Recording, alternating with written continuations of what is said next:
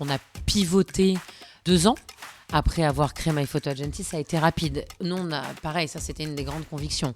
Soit on est capable d'apporter de la valeur, et pour nous, apporter de la valeur sous-entend générer de la croissance et générer du résultat, soit on arrête, c'est qu'on n'a pas besoin de nous. C'est curieux cette méfiance autour de l'investissement financier. Alors qu'investir est tout simplement incontournable pour construire le monde de demain, quelle que soit la manière dont on l'imagine. Et vous savez quoi ? Prendre conscience de cette réalité, c'est déjà apporter une première pierre à son édifice. Bonjour, je suis Aurore Perrin et mon objectif avec Just Focus, c'est de mettre en lumière le pont entre des investisseurs qui ont des idées, des projets, des convictions et leurs investissements qui sont un moyen de créer un futur qui leur ressemble. En proposant un nouveau rapport à l'argent, aussi exigeant sur sa performance que sur son sens, Just Focus est une invitation à passer à l'action. Bonjour à tous, bonjour Sarah, bonjour Dan. Bonjour. Bonjour. En préparant ce podcast, je suis tombée sur une vidéo de vous en 2013 et vous avez bien changé depuis. Et le site de My Photo Agency aussi, parce qu'on le voyait sur la vidéo et ça m'a étonnée parce que je ne reconnaissais pas exactement la DA. Quel parcours ? Vous allez pouvoir nous en parler juste après. Mais auparavant, je voulais quand même préciser pour nos auditeurs que c'est un épisode un peu spécial aujourd'hui parce qu'on va croiser l'interview des 2 cofondateurs, Sarah Eisenman et Dan Klejewski, c'est bien comme ça qu'on prononce ? Klejewski, c'est parfait. Klejewski, parfait. Qui sont donc les fondateurs de My Photo Agency. Et pour vous donner un peu de contexte, dans Just Focus, on a souvent un invité principal qui vient avec un invité de son choix. Et en préparant l'épisode avec Sarah m'a dit « mais mon invité, je veux que ce soit Dan ». Et c'est pas tout à fait un hasard parce que vous êtes associés dans la vie pro, mais aussi engagés d'un point de vue associatif. Et je vais vous laisser en parler vous-même, parce que j'en ai assez dit. Et je vous laisse vous présenter tous les deux. Peut-être que Dan, Sarah, allez, honneur à Sarah. Est-ce que tu peux te présenter ? Bien sûr. Donc, je m'appelle Sarah Eisenman, j'ai 39 ans. Je suis maman de 2 petites filles de 8 ans et 4 ans. J'ai fait des études de communication politique. J'ai ensuite travaillé pour 2 fondations. Donc dans le non-profit, une fondation bi-étatique, la fondation France-Israël, et une ONG humanitaire, la fondation Casque Rouge, avant de me lancer donc dans cette aventure entrepreneuriale avec Dan, celle de My Photo Agency, il y a maintenant un peu plus de 12 ans. Top. Et toi, Dan ? Alors, moi, c'est Dan Klejewski. J'ai 38 ans aussi. Je suis marié. J'ai un jeune bébé de 3 mois et demi. Je vis à Tel Aviv et je suis une semaine par mois à Paris. Je suis installé à Tel Aviv depuis maintenant 6 ans. Avant de créer My Photo Agency, j'ai une formation d'avocat, une formation juridique. Je n'ai jamais vraiment exercé, mais j'ai le diplôme. Ça fait plaisir à ma famille, essentiellement, ce diplôme. Il n'a pas été très utile au-delà de ça. J'ai travaillé ensuite pendant quelques années en production audiovisuelle télé, parce que c'était vraiment ce qui me passionnait à l'époque, en création, développement de programmes télé pour les grandes chaînes. Et avant de retrouver Sarah, comme elle a pu l'expliquer, autour de la création de My Photo Agency. Alors, comment est-ce que vous êtes rencontrés ? Comment vos chemins se sont croisés ? Justement, j'allais te dire, on s'est rencontrés dans un cadre militant qui est, je crois, ce qui nous lie aussi beaucoup, nos valeurs, nos convictions, notre détermination à les défendre. Quand on était étudiants tous les 2, Dan à la fac, moi au CELSA, on a milité ensemble au sein de l'UEJF, l'Union des étudiants juifs de France. Et entre autres projets, il s'avère qu'on a été amenés tous les 2 à organiser un spectacle qui s'appelait Rire contre le racisme, en partenariat avec SOS Racisme, au Palais des Sports. L'idée, c'était de mobiliser des humoristes pour déconstruire les stéréotypes racistes et antisémites sous le prisme donc, de l'humour. Et on a bien aimé travailler ensemble, c'était efficace, on était complémentaires, ça se passait bien, on était jeunes et ambitieux et sacrément productifs à ce moment-là de la partie. On s'est dit, chacun va faire sa life et à un moment donné, si la vie nous l'offre, on se retrouvera peut-être pour créer une boîte ensemble. Ok. Et la création de la boîte s'est faite de façon assez naturelle, c'est-à-dire qu'on s'est retrouvés dans un cadre amical, un brunch chez des amis en commun, et puis on se racontait, on s'updatait nos vies professionnelles, nos vies personnelles. Et Sarah m'a exposé le fait qu'elle avait très envie d'avoir un projet entrepreneurial. Moi, j'étais jeune, en tout cas, je commençais à peine à travailler. J'avais très envie surtout de m'associer avec Sarah à l'époque, et je me suis suis dit, j'ai pris ça plus comme une aventure, au-delà de se dire que je vais créer ma boîte. C'était vraiment une aventure, c'était avoir un projet en plus de la vie professionnelle, et on verra où ça va nous mener, mais en tout cas je trouvais ça fun et intéressant de se retrouver le samedi et de parler d'un projet entrepreneurial. Ok, canon. Et donc, à ce moment-là, Sarah, toi, tu avais déjà en tête My Photo Agency, ou c'était pas du tout... Enfin, tu avais vraiment juste envie de créer une entreprise sans J'avais tellement- en tête le My Photo Agency dont tu as parlé en introduction, donc il n'a absolument plus rien à voir avec le My Photo Agency d'aujourd'hui. J'avais une idée globale et une conviction autour du marché de la photographie qui m'est venue un peu par hasard, puisque Dan et moi, on ne vient pas du tout du milieu de la photo, on n'est pas photographe, comme vous l'aurez compris, on a plutôt dépassé de chef de projet, de coordinateur, de faiseur. Et moi, j'étais sur la fin de mon aventure au sein des 2 ONG dont je vous ai parlé. Et la même semaine, j'ai 2 amis photographes qui m'ont contacté pour me demander, aucun rapport les deux, hein, pour me demander de les aider à exposer leurs photos. Et je me suis dit, pourquoi moi ? Parce que j'y connais rien en photo. Et qu'est-ce qui manque dans leur entourage ou à leur disposition pour qu'ils viennent me solliciter pour les aider à monter cette expo. Donc j'ai compris qu'il y avait quelque chose qui se passait autour du marché de la photographie qui à l'époque était extrêmement atomisé. C'est un marché qui commence à l'être mais qui n'était pas du tout structuré, sans aucun standard. Et de l'autre côté, on avait une explosion de la tendance photo. Il y a du coup le temps qu'on lance, il y a 14 ans, la photo était le média, le contenu le plus viral sur les réseaux sociaux. Tout le monde parlait de ça.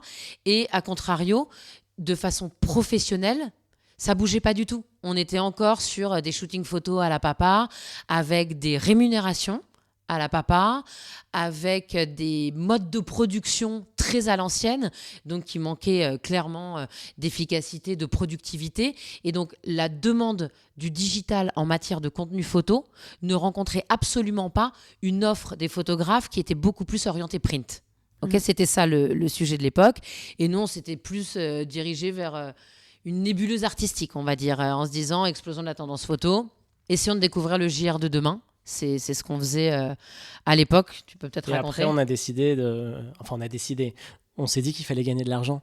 Alors même si on a beaucoup cru au produit de départ et au projet de départ pour pouvoir en faire une activité rentable, on s'est assez rapidement rendu compte que c'était pas notre métier, l'artistique, que c'était pas notre métier de faire émerger de nouveaux talents artistiques, même si on aimait faire des expositions en galerie, on aimait organiser des vernissages, c'était assez fun, mais c'était absolument pas rémunérateur. Et si on changeait pas très rapidement de modèle, on allait faire couler la boîte. Et du coup, c'est vrai que on s'est très rapidement rendu compte que la force qu'on avait et qu'on avait déployée, c'était cette communauté de photographes qui s'était inscrite sur le site internet, et cette communauté qui allait nous permettre d'adresser des demandes et des besoins de grandes entreprises qui avaient besoin de produire du contenu. Et du coup, même si on ne le mettait pas en avant sur notre site internet, on avait de plus en plus de demandes d'entreprises pour trouver un photographe pour initialement un événement, pour réaliser un shooting d'un magasin, pour des choses comme ça. Et on s'est dit que le fait d'avoir un réseau national de photographes professionnels était vraiment la clé, et c'est ce qui a été le pilier et le pivot de My Photo Agency, qui était celui de se dire que maintenant on est, en tout cas à partir de ce moment-là, on est devenu un réseau, une agence qui regroupe un réseau de photographes professionnels sur tout le territoire, pouvant répondre aux besoins d'entreprises plus ou moins grandes qui ont des besoins récurrents et en nombre de production de photos. Et ensuite est venue la vidéo, la visite virtuelle. Vous aviez à l'époque uniquement des photographes professionnels dans votre communauté? On a commencé avec des photographes professionnels et des photographes amateurs, quand l'idée c'était de les aider à exposer et à faire émerger, comme le disait Dan, les photographes de talent de demain. À partir du moment où on a basculé sur un modèle non plus B2C mais B2B, on s'est concentré, on s'est attaché à ne travailler qu'avec des photographes professionnels. C'était d'ailleurs tout l'enjeu de notre marché. Pareil, je ne sais pas si vous en souvenez, mais il y a eu une excitation autour de notre business avec un écosystème concurrentiel très dense qui nous a toujours différencié de la concurrence, c'est de ne mobiliser que des photographes professionnels. Considérant d'une part qu'il y avait suffisamment de bons photographes professionnels pour ne pas faire appel à des amateurs ou des semi-amateurs, et également pour s'inscrire dans une dynamique de responsabilité. Donc on ne travaille qu'avec des photographes, par exemple, qui ont une assurance professionnelle, qui ont un statut pour facturer. La photo, c'est un métier. Ça, c'est une conviction qu'on a depuis le premier jour et qu'on porte en réalité. On pourrait imaginer que c'est une banalité, mais pas du tout.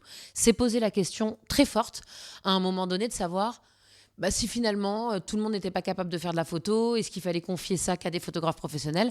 La photographie, c'est un métier. C'est pas le nôtre. Notre métier, c'est d'accompagner les photographes, de répondre aux attentes des entreprises en organisant des shootings photos.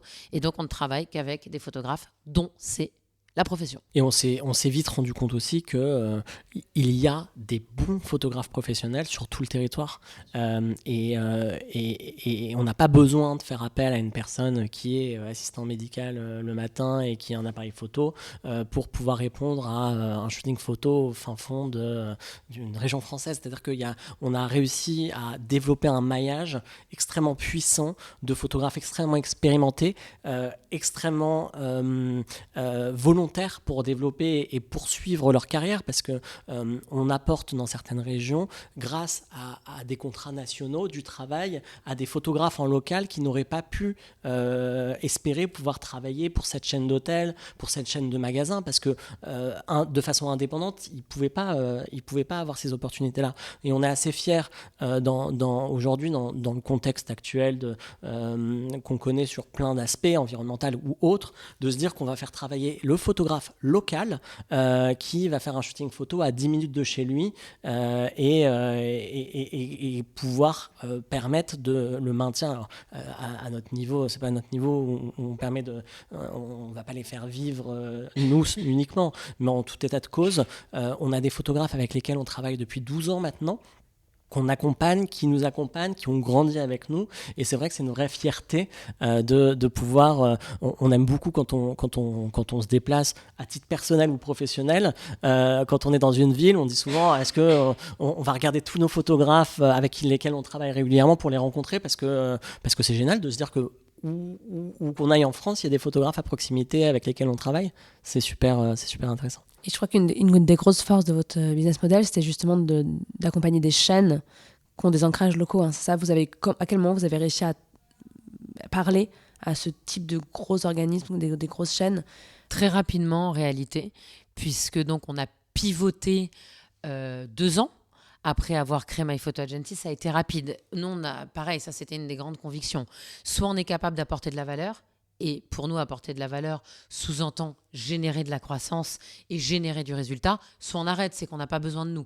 Donc, quand sur le projet artistique, on n'y arrivait pas et qu'on a pivoté, on faisait des événements un peu one-shot, la réalisation de portraits, et s'est présenté une première demande entrante via notre formulaire de contact de la part d'Optical Center, le réseau de magasins que vous connaissez, qui nous a sollicité pour réaliser les photos de leurs équipes en 3 semaines pour la carte de vœux annuelle, que chaque magasin puisse envoyer aux clients du secteur une carte de vœux personnalisée et humanisée.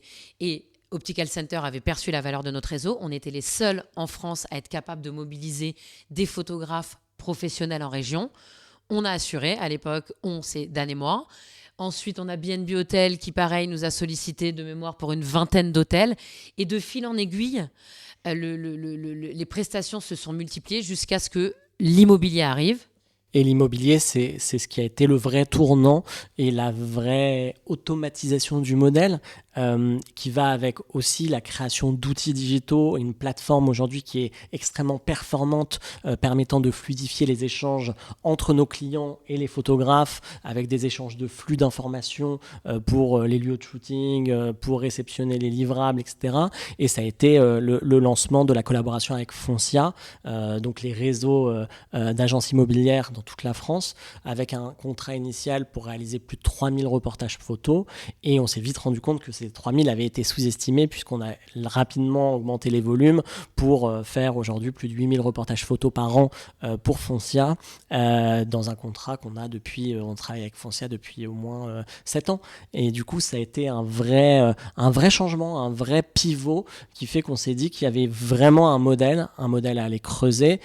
Et c'est ce qu'on a fait après avec beaucoup d'autres acteurs fondateur de l'immobilier pour arriver aujourd'hui avec plus de 30 000 reportages photos immobiliers réalisés en France par an, en mobilisant plusieurs centaines de photographes et en développant un outil toujours plus performant, interconnecté avec nos clients pour leur permettre d'avoir accès à la prestation photo, visite virtuelle vidéo parce qu'on a étoffé nos offres, en 2 clics.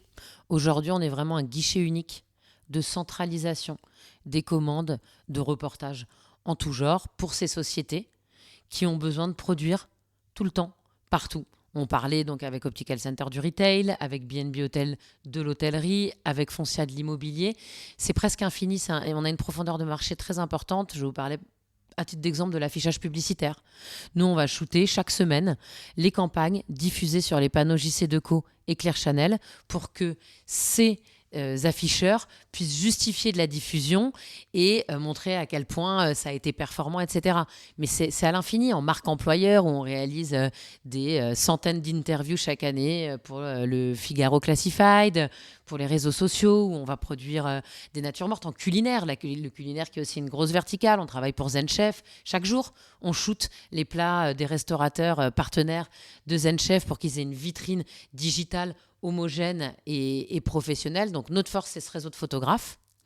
Et notre élément de différenciation, c'est vraiment l'expertise de notre équipe qui a une vraie connaissance de chacun des métiers de nos clients, de chacune de leurs spécificités et qui est capable de déployer des productions sur mesure de manière très efficiente. Parce qu'en ayant ce réseau de photographes, ça nous permet d'éviter les frais de déplacement et d'hébergement.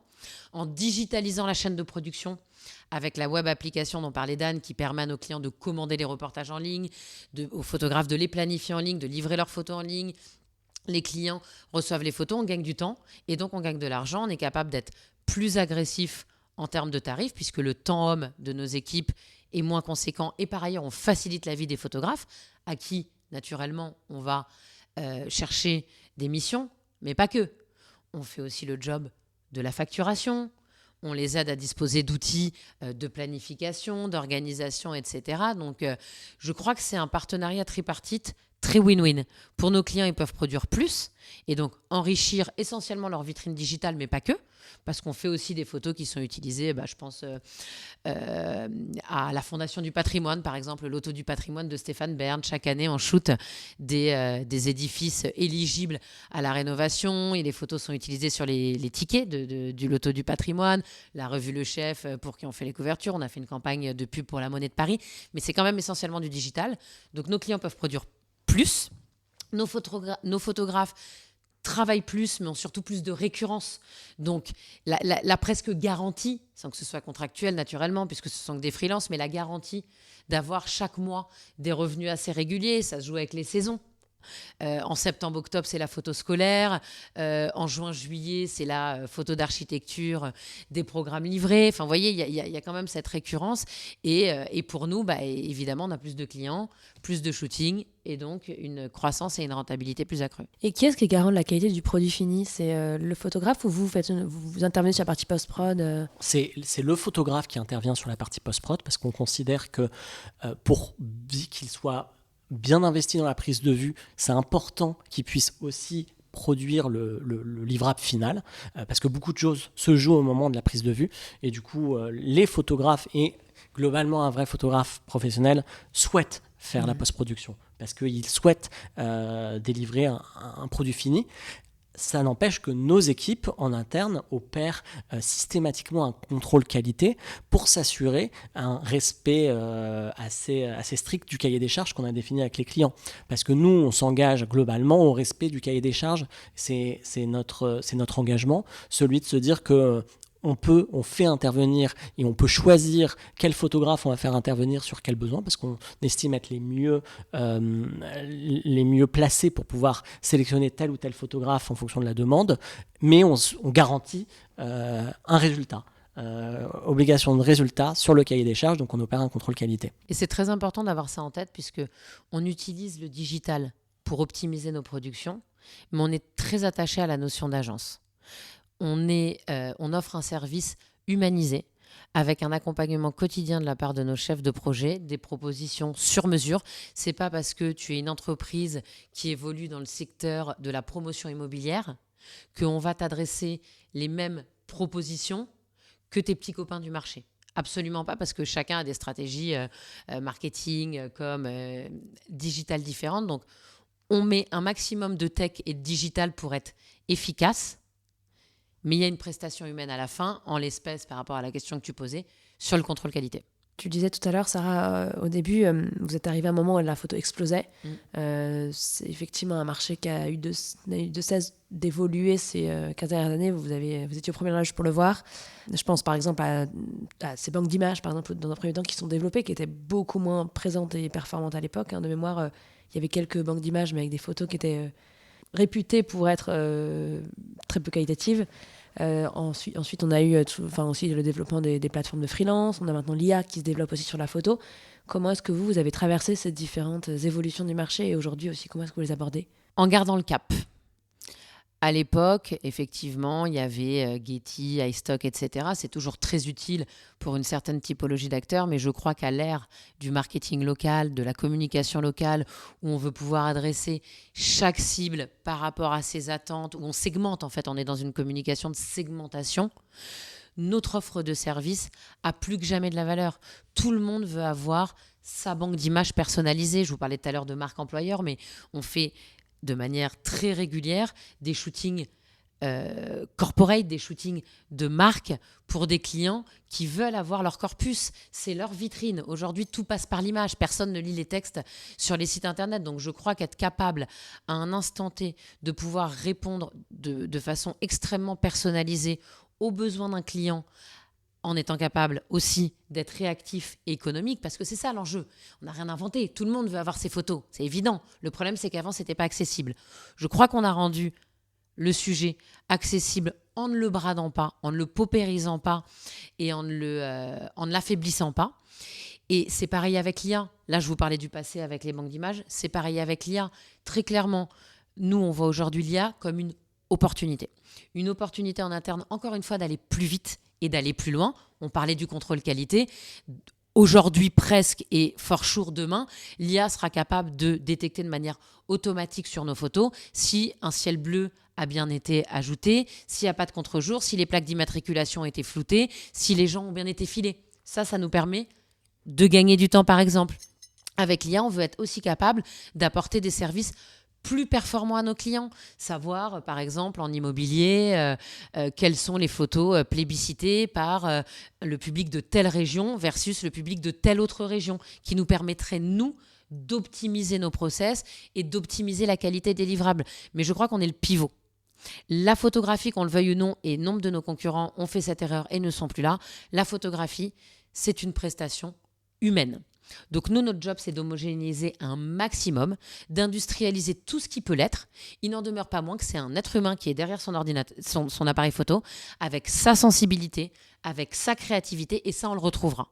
En revanche, on peut mettre en place un certain nombre de standards pour typiquement, quand on travaille pour des chaînes, garantir cette homogénéité de rendu pour que leur vitrine soit plutôt identique, parce que typiquement si on shoot comme on l'a fait récemment, je ne sais pas, toutes les boutiques Nicolas, Yves Rocher, ce que vous voulez, il faut quand même que les vitrines se ressemblent. La spécificité locale, fine, on le retrouve d'ailleurs dans l'architecture, l'éclairage, l'environnement, mais qui est quand même une identité de marque commune. Je crois que c'est ce qu'on peut faire en s'appuyant d'une part sur l'IA et sur toutes les techs et qui ont fait évoluer le marché, mais on est très confiants. Ceux qui ont des studios de packshot, à mon avis, devraient peut-être un peu plus s'inquiéter. Ceux qui font de la photo pour le e-commerce aussi, mais jusqu'à preuve du contraire, pour aller shooter un appartement, il faudra toujours qu'il y ait un photographe qui se déplace. Mais l'IA fera mieux. On aura des retouches plus performantes, ça pourra repasser derrière. On peut faire ce qu'on propose nous d'ailleurs, du virtual staging. Aujourd'hui, grâce à l'IA, on est capable de réaménager une pièce de manière très industrialisée. Mais la base, les fondamentaux, c'est d'avoir les images. Et les images, c'est nous qui les produisons avec notre réseau de photographes partenaires en région. Voilà, Just Focus est terminé pour aujourd'hui.